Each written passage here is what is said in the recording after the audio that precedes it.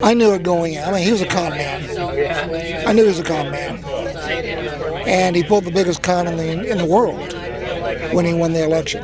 I don't think that this is something new. I think that he's been lacking of integrity and character for a long time. I don't think he's ever had any. He is a symptom of what's happening. He's a particularly loathsome, but he's symptomatic of the messaging that's coming from Fox News and other conservative outlets. The word conservative doesn't mean what it used to. I just attended the Swamp Tour in D.C., where the PCCC and other progressive organizations took registered Republicans and independent voters around D.C. to take a look at Donald Trump's swampiest examples of corruption. So we went to see the Trump International Hotel, the EPA, the Department of Labor, and they talked about how all of these different institutions have been corrupted under the Trump administration. The purpose of this tour is to show that Trump's corruption goes beyond the Ukraine scandal, that it runs deep, that it runs through the administration, and what we really have is the systemic corruption problem of self-dealing happening at almost every agency in this government. It's as if you had to have sued the department to then become the department head. The EPA one is one of the worst. One of the people who fought the EPA, you tooth and nail, now gets to run it. That makes a lot of sense. I spoke to 3 Republican voters, some of them registered Republicans, but all of them have become disgusted with Donald Trump, and they made that clear to me on this tour. The only thing he really cares about is money and friends with money. So it's a natural step from A to B. The corruption, you mean? Yes.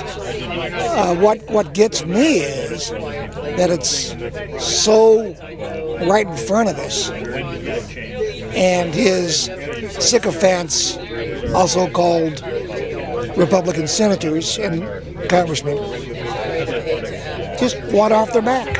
With Donald Trump's corruption specifically, what do you think it's done to the Republican Party?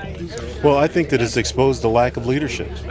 And that is his leadership. If you're going to follow somebody who obviously, hasn't divested from his businesses, he's making money. I mean, these are facts. This isn't supposition.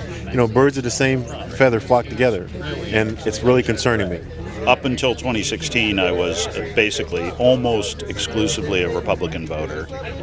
Going into 2016, it was already obvious that he was unfit for office for a whole variety of reasons, but basically because of his character, his judgment, his temperament. He was not the kind of person who we should have as president, and so I didn't vote for him. I knew Donald Trump was a clown. I didn't think he was really serious about even running. Whereas I know Ted Cruz to be a lot smarter than Trump, and I considered him much more dangerous to this country. So I cast a anti-Cruz vote. Oh, gotcha. Yeah. Very fascinating. But I didn't vote for Trump in the general election. No, because that would. Yeah. I would be divorced today if I had. Influence is a part of the game. I understand that. But I do believe that there's a lot of undue influence going on. The party left us, right? We might have been, I voted for Ronald Reagan, I voted for Bush Sr., so I voted for Republicans pretty much my whole life. The party left us. My views haven't changed, but the party has left us. And it's exacerbated under Trump. The Republicans were the balanced budget party. And when you voted for them, you assumed you were going to get, people trying to cut spending and reduce deficits. Well, you look at history, the opposite is true. So I would say the Republican, you look at we have the record deficits now. So they say one thing, but the reality is they're delivering something else. I don't recognize these people. They have one idea, that's cut taxes. And they don't want to pay any taxes, but cut. And that's their idea. I also spoke with an independent voter on the tour who talked about how systemic corruption has basically made her cynical about the entire process? I think the outrage that most people are experiencing is simply from a lack of education.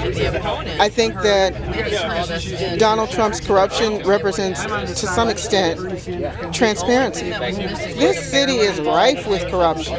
I mean, it's just that his is in your face. And that's what people are offended about. They're offended because it's in their face. They're not offended because it's happening, because it's been happening. They're offended because it's in their face. And what does that say about us as voters if we only care because we have to pay attention now?